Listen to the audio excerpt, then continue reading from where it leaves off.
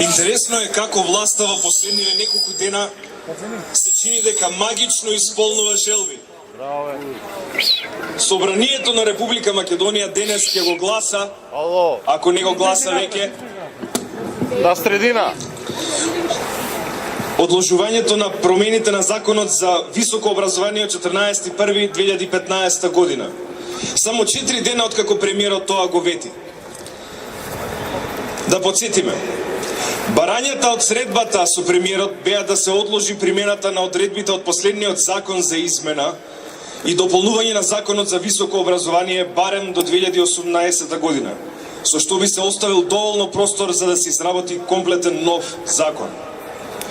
Со оглед на тоа што се работи за закон против кој во последните 4 месеца се јави страшен отпор,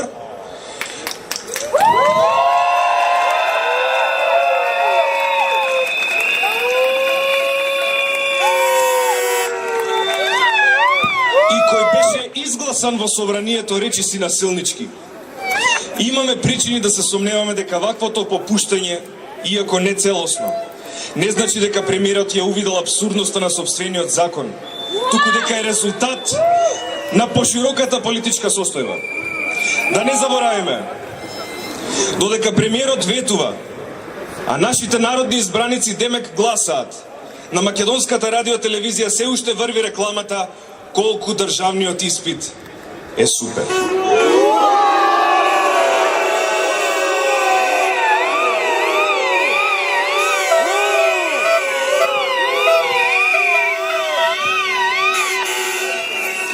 Изминативе 4 месеца, кога и да пружевме отпор, бевме игнорирани или етикетирани.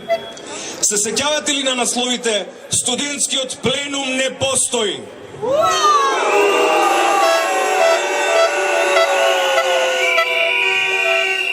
Се сеќавате ли на Зашто не пренесувате? Тоа се наши пари, со кои што вие работите. Зашто не пренесувате?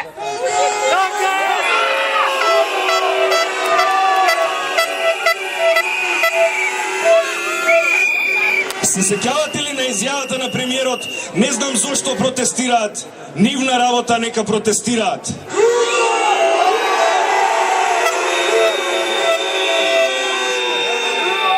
Се сеќавате ли на сите црвени крупчиња?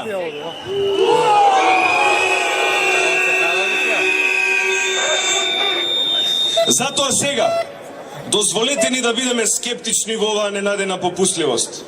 Не дозволуваме да не купи ова омекнување на реториката, бидејќи на крајот на краиштата ништо не ни гарантира дека кога се ќе стивне, нема да се заборави она што е ветено, а тоа е усвојување на целосно нов закон за високо образование.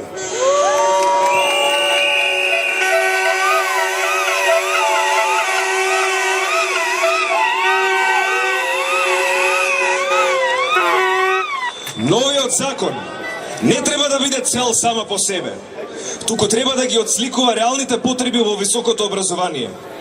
Сакаме конечно да добиеме решенија за честото прекршување на правото на автономија, нејасната имплементација на болонскиот систем, неодржливиот систем на финансирање на јавното образование, несоодветните услови за стекнување на звање и напредување во звање, постоење на дискриминација и корупција, недоволната државна финансиска поддршка за научно-истражувачки цели, давачките за студентите кои се непотребни, нереални или недоследно трошени, корумпираните студентски представници,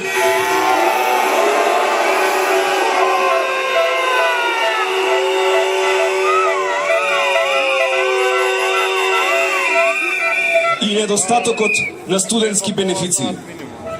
Затоа, студентскиот пленум бара да се подпише спогодба помеѓу Интеруниверзитетската конференција и Министерство за образование и наука како надлежно министерство, која ќе ги опфаќа следните аспекти: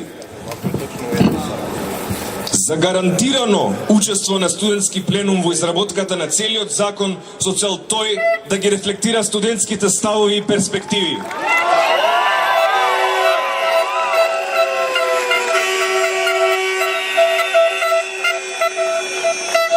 Формирање на работни групи во кој студентот од студентскиот пленум, професори од професорскиот пленум, членови на универзитетската администрација и представници од соодветните ресорни министерства ќе бидат рамноправно застапени.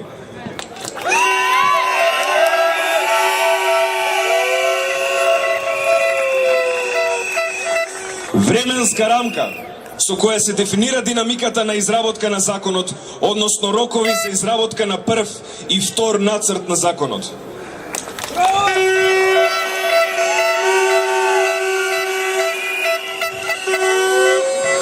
Универзитетот треба да представува бастион на критичката мисла која води кон напредок.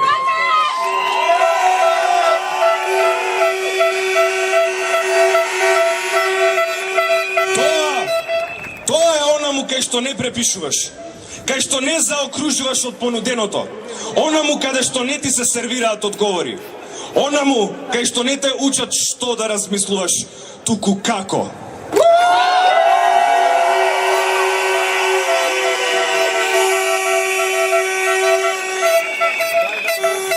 Заради тоа, сметаме дека е нужно да се прогласи автономна зона. Универзитетот, над кој беа извршени континуирани упади, мора символично да се ослободи.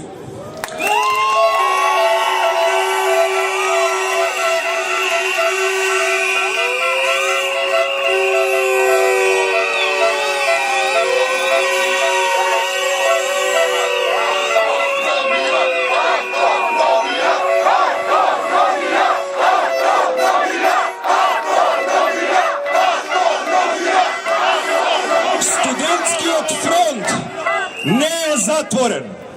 Поздрав, пленумци!